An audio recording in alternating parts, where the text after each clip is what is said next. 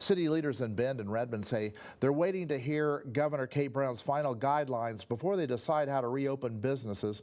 Rhea Piniella tells us more.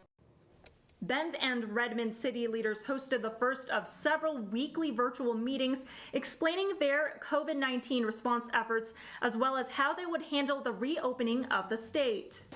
Bend Mayor Sally Russell and Redmond Mayor George Endicott both say they're keeping an eye on Governor Kate Brown's framework plan. Bend City Manager Eric King says they're waiting to hear the governor's guidelines before they decide how to move forward. That includes addressing tourism in Bend. It is very difficult to put laws into place to only allow certain people to come to the state.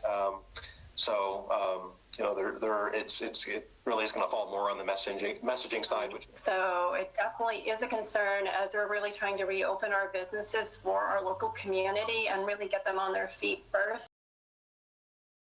The number of flights at Redmond Municipal Airport does not have a heavy impact on the city of Redmond financially.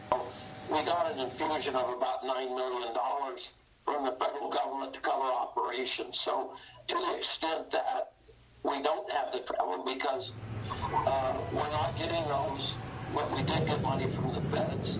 That's good for at least about a year. City leaders say they're working closely with Deschutes County and gathering input from shop owners on how to slowly reopen businesses. I don't think it's going to be it's not the light switch just turning on, it's the dimmer switch, sort of analogy. So I think the opening is going to be slow. And in response to growing concerns about possible future protests against Governor Brown's stay-at-home order, Bend and Redmond leaders say their goal is to de-escalate or avoid any conflict between law enforcement and protesters.